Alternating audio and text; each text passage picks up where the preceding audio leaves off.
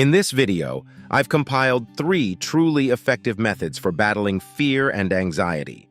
No fluff here, just concrete instructions and explanations on why these techniques work. If you're afraid of flying, public speaking, or talking to your boss, this video is for you. Let's get started. The first method is the one I mentioned on the cover. It's not clickbait. You can actually conquer fear using the 5-second rule. This was popularized by Mel Robbins, host of one of the most popular educational podcasts, as well as a writer and TED speaker. To understand why it works, let's break down what fear actually is. Fear is a physical state of your body that perfectly matches the feeling of excited anticipation. The arousal, the racing heart, sweating, tightness in your chest, or butterflies in your stomach is the same in both cases. Your brain is just interpreting it differently. If you're excited, your brain is like, wow, this is going to be so awesome. But if you're afraid, your brain is like, nope, we're not doing that, it's too dangerous. Let's get out of here fast. It works for you when it helps you anticipate something positively, but works against you when it robs you of new experiences and opportunities because of fear. The key with the 5-second rule is to turn that fear into anticipation. Here's how you do it. Next time you feel your heart racing, your palms sweating, and butterflies in your stomach, stop and say to yourself, I'm excited. I can't wait to get on that plane. I'm so pumped to speak in front of these people. I'm eager to talk to my boss about a raise. You're sending a signal to your brain explaining why your body is reacting that way. You're not afraid, you're anticipating. You're shifting your mindset and crushing the fear. An anchor thought is a thought that grounds you, preventing the budding fear from spiraling into panic. It allows you to maintain control over your thoughts and behavior. For example, with a fear of flying, your anchor thought should be related to the destination. Let's say you're flying to Turkey for vacation, and your anchor thought is picturing yourself walking hand in hand with your loved one along the beach. This thought elicits happiness and anticipation and is directly tied to the upcoming flight. All right, you've got your anchor thought. Now you're ready to obliterate that fear. Let's go back to the airplane example. You're flying to Turkey, and suddenly the plane hits some turbulence. Your heart is racing and you feel out of control, but you can control your thoughts and actions in that moment. We use the 5-second rule. You count slowly from 5 to 1, bringing your brain back to the present and regaining control of your mind. Then you recall your anchor thought, that beach scene with your partner. You say to yourself, I can't wait to stroll along the shore with my love. It's going to be amazing. You don't even have to say it out loud. Just thinking it communicates to your brain that this physical reaction, the pounding heart, the sweating, is because you're excited, not afraid. You're tricking your brain, and it works because you first calmed yourself with the breathing, got your mind back in the moment, and then accessed that anchor thought that's meaningful and relevant to the stressful situation. Those are the 3 steps. 1. 5-second rule. 2. Anchor thought. 3. Reframe your thoughts from fear to anticipation. That's how we conquered fear in 5 seconds.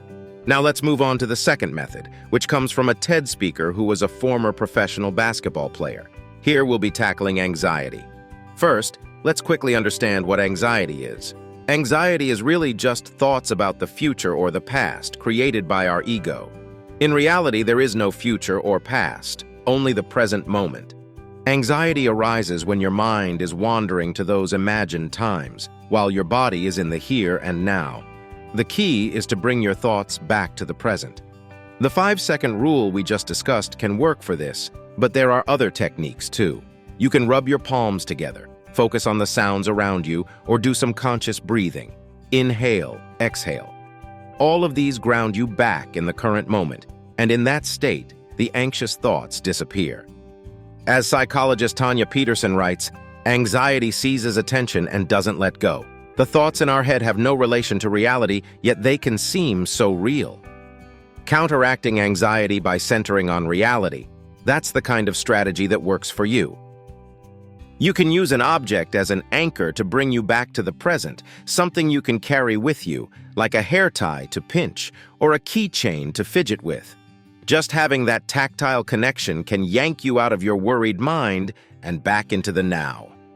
And finally, the third way to tackle fear, this one gets a bit more abstract. Let's talk about the fear of change. Writer Brendan Burchard says that most fears boil down to poor management of our own thinking. There are three core types of fears underlying everything we're afraid of. The first is the pain of loss. We're afraid of losing what we have, which is why so many of us are afraid to take even small risks or make changes in our lives. Brendan recalls when he wanted to start his own business, everyone around him started warning him that he could lose his job, his steady paycheck, his savings. That same fear of loss is present for someone trying to quit smoking. The smoker is afraid to lose those little ritual cigarette breaks that provide a sense of calm and comfort. The solution here is to focus not on what you might lose, but on what you might gain.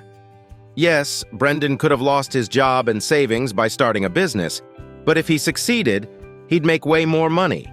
And yes, you'd lose those beloved smoke breaks if you quit, but you'd gain health and more time and money. The second type of fear is the pain of the process. The actual change process is difficult, and we're afraid of that. Burchard was terrified at the prospect of starting a business.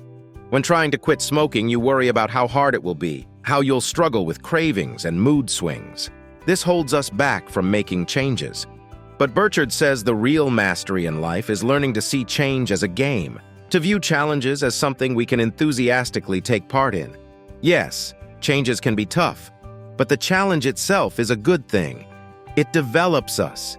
It can add excitement and flavor to our lives so that we actually look forward to the process of change. The third thing most people fear is the pain of the result. We're afraid that we'll lose what we have, go through a difficult change process, and then the outcome won't even be better than what we started with. The grass won't be greener. Here, too, we have to retrain our thinking. For example, if I quit smoking, I'll finally be able to feel good again without depending on something that kills millions and enriches those tobacco companies. If you start focusing on all the positives that could come from the changes you're afraid of, you can learn to manage your mind, carefully examining and reframing those anxiety-provoking thoughts into a positive perspective. If you enjoyed the video, hit that like button. And if you have any of your own strategies for dealing with fear and anxiety, please share them in the comments. I'd love to read them.